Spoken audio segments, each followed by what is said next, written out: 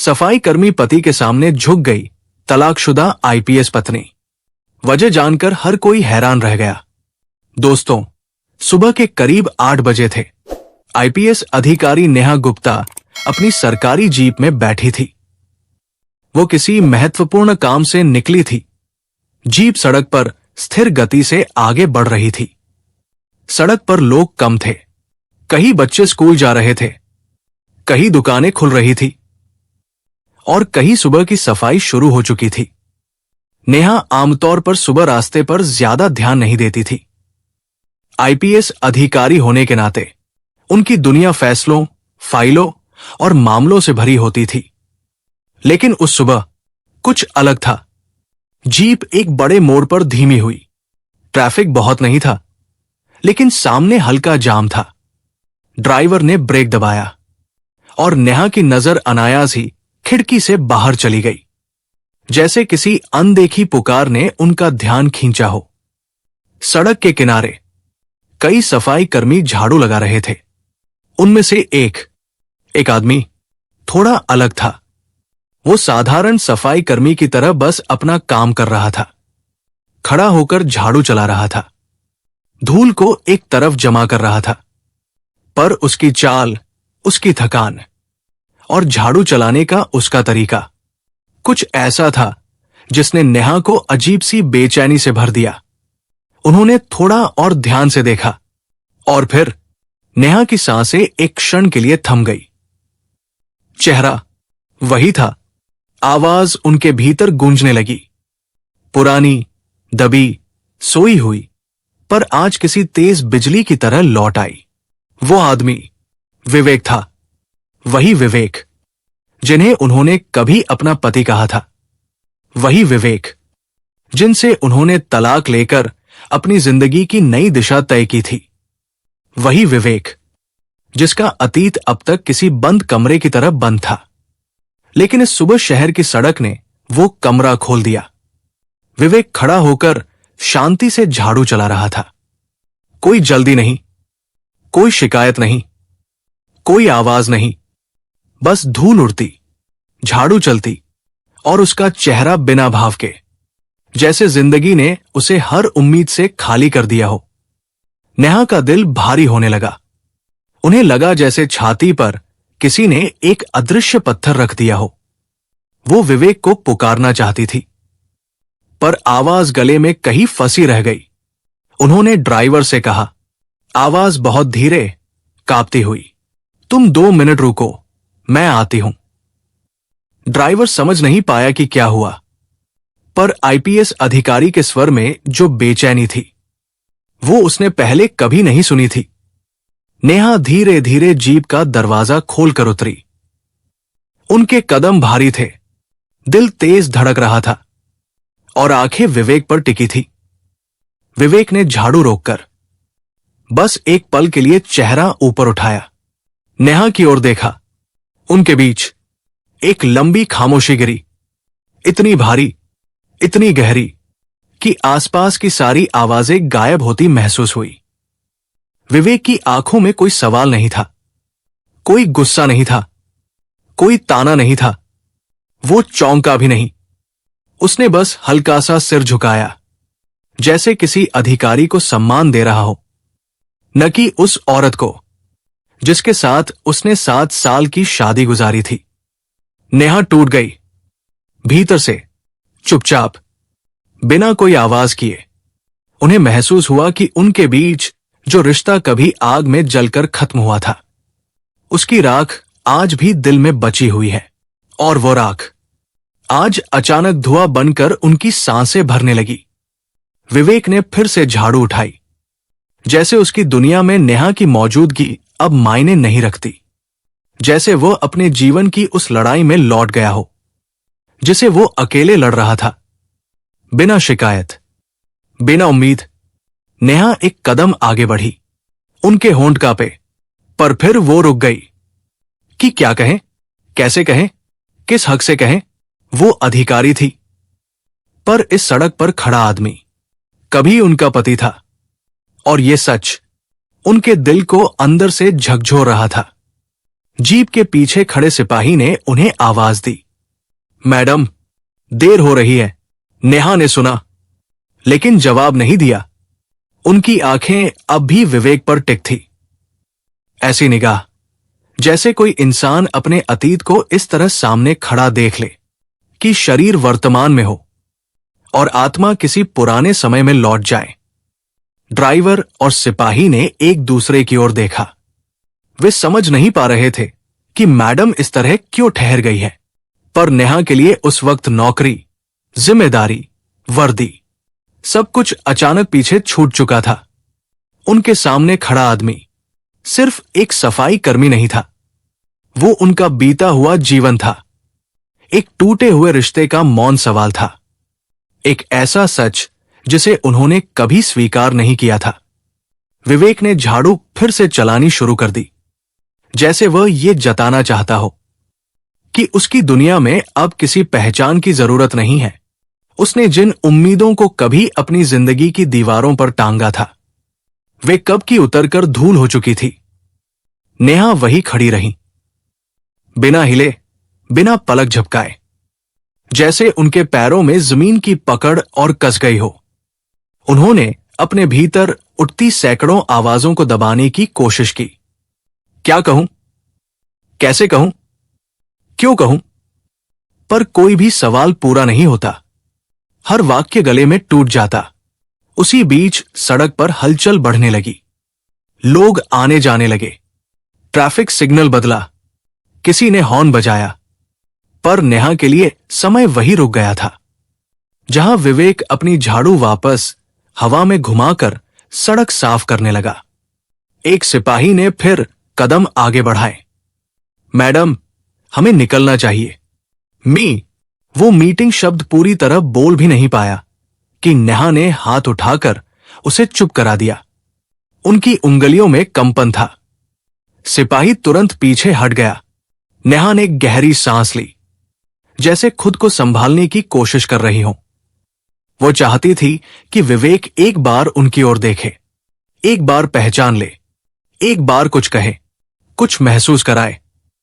पर शायद विवेक के भीतर वो जगह अब खत्म हो चुकी थी। कुछ देर बाद नेहा धीमे कदमों से जीप की ओर लौटी।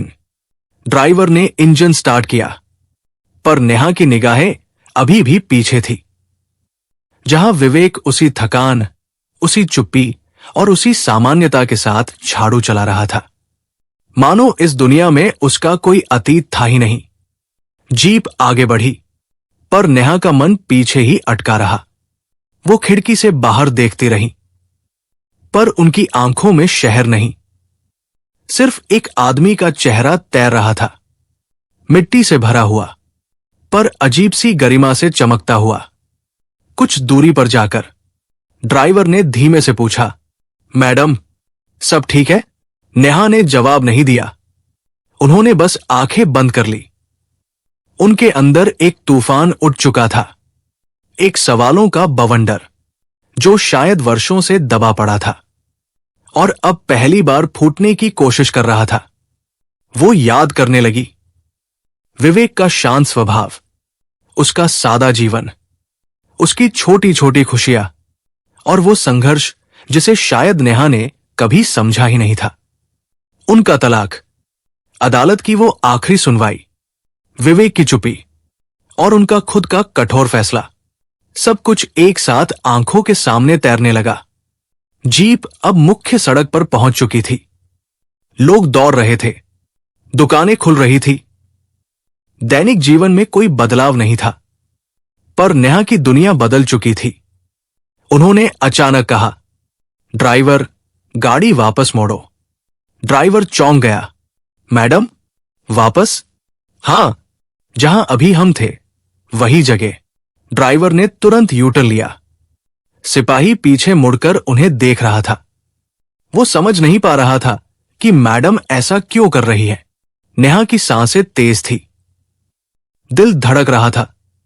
वो खुद नहीं जानती थी कि वापस जाकर क्या कहेंगी, पर कुछ था, कोई अनकही कसक, कोई न बुझा हुआ सवाल, कोई टूटे रिश्ते का अधूरा अध्याय जो उन्हें वापस खींच रहा था। जीप फिर उसी जगह पहुंची। नेहा की आंखें उस जगह को ढूंढने लगी जहां विवेक खड़ा था, लेकिन विवेक वहां नहीं था।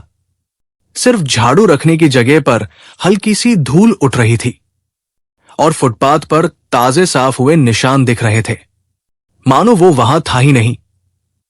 जैसे वो एक छाया की तरह आया और उसी चुप्पी में कहीं खो गया। नेहा का दिल थोड़ी देर के लिए रुक सा गया। उन्होंने चारों ओर देखा, भीड़, दुकानें, सड़क, पर विवेक कहीं दिखाई नहीं दिया। उनके होठों से धीमे, लगभग टूटे हुए स्वर में निकला, विवेक। पर जवाब सिर्फ हवा लेकर गई। नेहा वही खड़ी रह गई, अपनी वर्दी की सख्ती के बीच, अपने अतीत की सबसे नरम चोट लेकर। कुछ पल तक वो सिर्फ हवा को देखती रही, जो उसी दिशा में बह रही थी जिधर विवेक गया होगा। लेकिन हवा भी कोई निशान नहीं छोड़ती, और विवेक की जिंदगी भी अब ऐसा ही एक रास्ता बन चुकी थी, जहां उसका कोई पता, पहचान या प्रतीक्षा शेष नहीं थी। सिपाही ने धीरे से कहा, मैडम, चले? पर नेहा को लगा जैसे उसके शब्द बहुत दूर से आ रहे हों, जैसे वो किसी और दुनिया में खड़ी हों, जहां लोगों की आवाजें, गाड़ियों का शोर, दुकानों की बातचीत, सब धुंधला पड़ गया था। नेहा ने खुद को संभालने की कोशिश की। उन्होंने गहरी सांस ली, पर वो सांस भीतर जाकर टूटी हुई लौ की तरह थरथरा गई। उन्होंने जीप की ओर कदम बढ़ाए, लेकिन दिल अब भी वही अटका था जहां विवेक खड़ा होकर झाड़ू चला रहा था। जीप में बैठते हुए उनके हाथ थोड़े कांपे। ड्राइवर ने धीमे से गाड़ी आगे बढ़ाई, पर नेहा की निगाहें अब बाहर नहीं थी। वे भीतर, बहुत भीतर डूबी हुई थी। अब तक वो सिर्फ देख चुकी थी, अब महसूस करना शुरू हुआ। उन्होंने अपनी उंगलियों को कसकर पकड़ लिया। अतीत की एक एक परत खुलने लगी। विवेक का शांत चेहरा, उसकी सरल हंसी, वो कमरे का कोना जहां वह चुपचाप किताबें पढ़ता था, वो स्टील का ग्लास जिसमें वो हर सुबह चाय पीता था, और उनकी बहसें, उनकी महत्वाकांक्षा, उनके सपने, उनके फैसले, और फिर वो आखिरी दिन जब उन्होंने बिना पीछे देखे विवेक को छोड़ दिया था। उन्हें लगा वो सब कुछ एक क्षण के लिए सामने खड़ा है। उनकी गलती, उनका अहंकार, उनका फैसला और उसका परिणाम। गाड़ी अब शहर के भीड़ भाड़ वाले हिस्से में थी, लेकिन नेहा की आंखें सिर्फ शून्य देख रही थी। ड्राइवर ने आखिर साहस जुटाकर पूछा, मैडम, क्या हम मुख्यालय चले या कहीं और? नेहा ने धीरे से कहा, थाने चलो। आवाज में कमान की ताकत नहीं थी, बल्कि थकी हुई इंसान की कंपकंपाहट थी। थाने पहुंचकर सब अधिकारियों ने उन्हें सलाम किया। फाइलें बढ़ाई गई, मीटिंग का एजेंडा बताया गया, लेकिन नेहा ने महसूस किया कि उनकी आंखें फाइलों पर नहीं टिक रहीं। उनका मन आदेशों में नहीं जा रहा। हर चीज धुंधली थी, हर दृश्य के पीछे एक ही छवि तैर रही थी। विवेक झाड़ू चलाते हुए एक सीनियर इंस्पेक्टर ने कहा, मैम, ये दस्तावेज। नेहा ने बीच में ही कहा, कुछ समय के लिए मीटिंग आप लोग शुरू करें, मैं थोड़ी देर में आती हूं। वे टेबल से उठकर केबिन में आई और दरवाजा बंद करके अकेले कुर्सी पर बैठ गई। कमरे में सन्नाटा था, पर उनके भीतर तूफान। उन्होंने महसूस किया कि वह अपने जीवन के सबसे महत्वपूर्ण मोड़ पर खड़ी है। विवेक उनकी जिम्मेदारी नहीं था, लेकिन क्या वो उनकी गलती भी नहीं था? उन्होंने मोबाइल उठाया। विवेक का नंबर बहुत पहले डिलीट कर चुकी थी। एक हल्की मुस्कान आई, दुख भरी, थकी हुई, टूटी हुई। अगर नंबर भी नहीं है तो जीवन में वो कहां बचेगा? उन्होंने खुद से पूछा। उन्होंने थाने के रिकॉर्ड विभाग को बुलाकर बस इतना पूछा, आज सुबह जिस सफाई कर्मी की यूनिट यहां के जोन में लगी थी, उसके नाम की सूची चाहिए। कर्मचारी ने चौंक कर कहा, मैम, सफाई कर्मियों की सूची? अभी? नेहा ने नजरें उठाईं। उनकी आंखों में आदेश कम, दर्द ज्यादा था। हां, अभी। करीब 15 मिनट बाद एक फाइल उनके सामने रख दी गई, पर विवेक का नाम उसमें नहीं था। उन्होंने दूसरी सूची मंगवाई, फिर तीसरी, फिर चौथी। हर सूची खुलती, पन्ने पलटते, पर विवेक कहीं नहीं था। जैसे सुबह का वो दृश्य सच्चाई नहीं, एक सपना हो, एक झलक जो उनकी आंखों को दिखाकर जिंदगी ने फिर छीन ली हो। नेहा की सांसें तेज हो गई। ये कैसे हो सकता है? उन्होंने फाइलें पलटीं, पन्ने कांप रहे थे। फिर अचानक सूची के एक कोने में एक नाम अटका, विवेक कुमार, अस्थाई सफाई कर्मी, डेलेबर। नेहा का दिल जोर से धड़का। उन्होंने तुरंत पूछा, इसका पता कहाँ है? कर्मचारी ने कहा, मैम, अस्थाई कर्मियों का कोई स्थायी पता फाइल में नहीं होता। ये लोग जरूरत के हिसाब से बुलाए जाते हैं।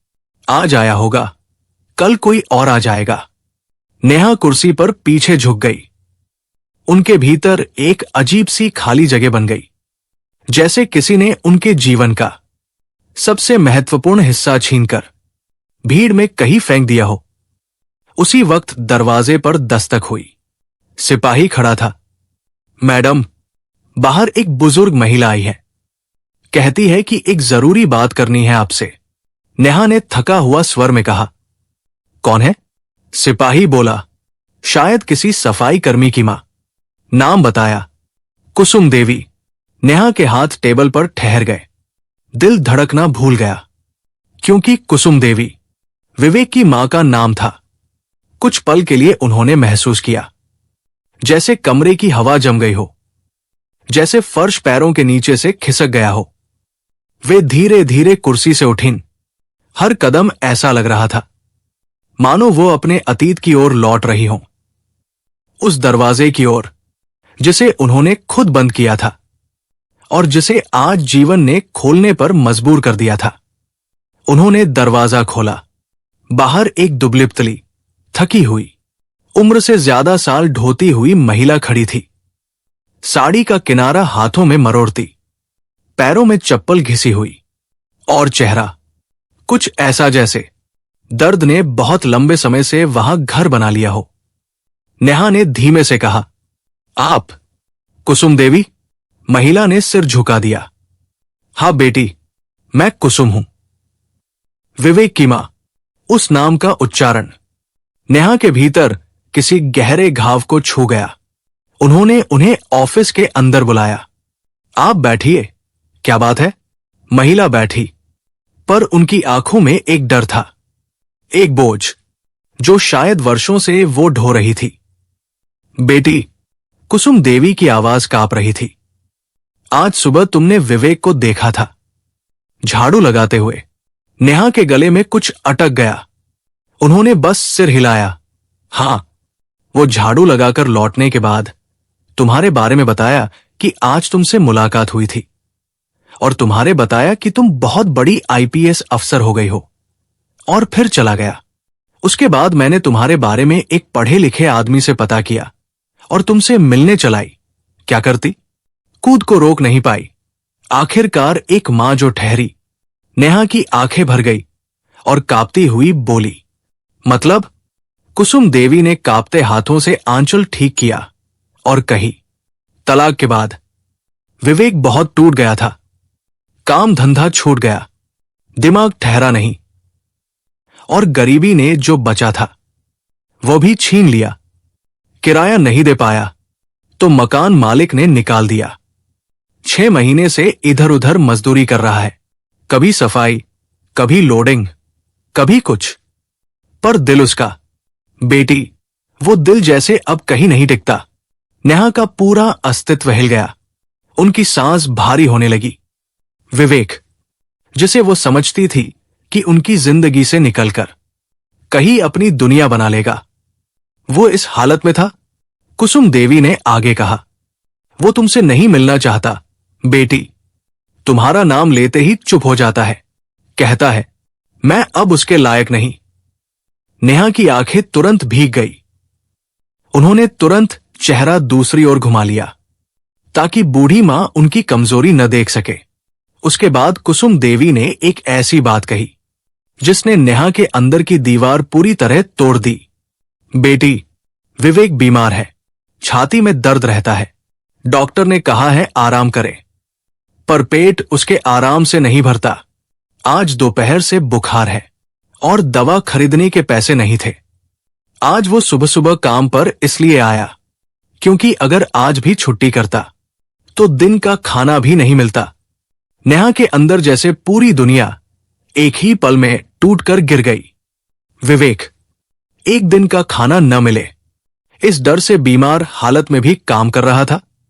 वो आदमी जिसने कभी उन्हें अपने हिस्से का बड़ा टुकड़ा खिलाया था ताकि वो भूखी न सोए, वही आदमी अब अपने लिए भी खाना जुटा न सके। नेहा की आंखों से आंसू बह निकले, बिना रोए बस बहते चले गए जैसे कोई सूखा बांध अचानक टूट गया हो। उन्होंने तुरंत कहा, वो अभी कहाँ है? कुसुम देवी बोली, फुटपाथ के पीछे वाली खाली झुग्गी में, जहां मजदूर रहते हैं, वही लेटा होगा। जाने से मना कर गया था। बोला, जिसने मुझे छोड़ा वो अब मुझे देखकर क्या करेगी? ये शब्द नेहा के अंदर धंस गए। उन्होंने बिना एक पल खोए जीप निकाली, कुसुम देवी को साथ बैठाया और उस जगह की ओर निकल गई जहां विवेक अपनी दुनिया के अंतिम टुकड़ों से लड़ रहा था। जैसे ही जीप उस झुग्गी इलाके में पहुंची, नेहा उतरते समय कांप रही थी। एक आईपीएस अधिकारी जो हर दिन हजारों फैसले लेती है, आज एक ही इंसान के सामने खुद को असहाय महसूस कर रही थी। फिर उन्होंने उसे देखा, झुग्गी के अंदर एक पुरानी खाट पर लेटा हुआ विवेक, जिसका शरीर बुखार से तप रहा था और सांसें भारी थी। उसने नेहा को देखा, पहले अविश्वास, फिर बेचैनी, फिर एक गहरी चुप्पी। वो बैठने की कोशिश करने लगा, पर नेहा दौड़ती हुई उसके पास गई और बोल पड़ी, मत उठो, प्लीज मत उठो विवेक। विवेक वही ठहर गया। उसकी आंखों में एक ऐसा भाव था जैसे वो समझ नहीं पा रहा कि ये सपना है या सच्चाई। नेहा उसके पास जमीन पर घुटनों के बल बैठ गई। उनकी वर्दी मिट्टी में धुल गई, पर उन्हें फर्क नहीं पड़ा। उनकी आवाज टूटी हुई थी, विवेक, तुमने मुझे बताया क्यों नहीं? तुम इस हालत में कैसे जी रहे हो? मैं तुम्हें ऐसे नहीं देख सकती। विवेक ने धीरे से कहा, नेहा, तुम्हें मेरे जीवन की गंदगी में क्यों आना चाहिए? तुम आईपीएस हो, मैं बस एक सफाई कर्मी हूं। नेहा की रुलाई फूट पड़ी। उन्होंने उसका हाथ पकड़ लिया। मेरी गलतियों ने तुमको यहां पहुंचाया है और मेरी जिंदगी, मेरी वर्दी, मेरी सफलता सब बेकार है अगर तुम इस हालत में हो। विवेक की आंखें भर आई। उसने बोलने की कोशिश की, तुम्हारे जाने के बाद मैंने जीना छोड़ दिया था नेहा। नेहा रोते हुए झुक गई और पहली बार सड़क सफाई कर्मी बने इस आदमी के सामने आईपीएस पत्नी सच में झुक गई। कोई अहंकार नहीं, कोई वर्दी नहीं, कोई रुतबा नहीं, बस एक औरत अपनी गलती के सामने घुटनों पर टूट चुकी थी। उन्होंने कहा, विवेक, चलो घर चलते हैं मेरे साथ, मैं सब ठीक कर दूंगी, बस तुम उठो। विवेक ने कांपते होठों से पूछा, क्या अब भी मेरे लिए जगह है तुम्हारी जिंदगी में? नेहा ने बिना कुछ सोचे कहा, विवेक, तुम मेरी हर सांस में बसे हो, बस मैंने तुम्हें कभी समझने की कोशिश ही नहीं की। विवेक के चेहरे पर पहली बार एक हल्की मुस्कान आई, टूटी हुई, थकी हुई, पर उम्मीद से भरी हुई।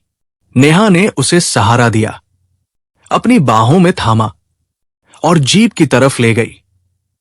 भीड़ ने देखा, आईपीएस अधिकारी एक सफाई कर्मी को ऐसे उठा रही है जैसे वो उनके लिए किसी पद से नहीं, दिल से जुड़ा हो।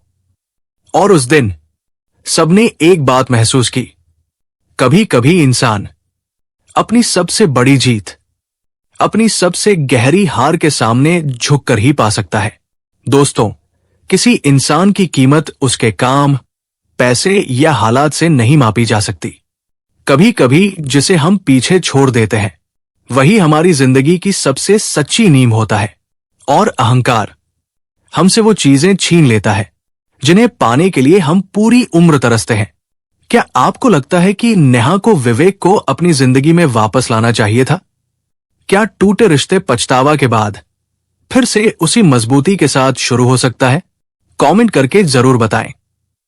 और अगर इस कहानी ने आपके दिल को छुआ तो कमेंट में सच्चा रिश्ता कभी खत्म नहीं होता लिखकर अपना प्यार जरूर जताएं। और अगली भावनात्मक कहानी के लिए चैनल स्टोरी बाय बीके को सब्सक्राइब करना न भूलें। मिलते हैं अगली कहानी में। जय हिंद, जय भारत।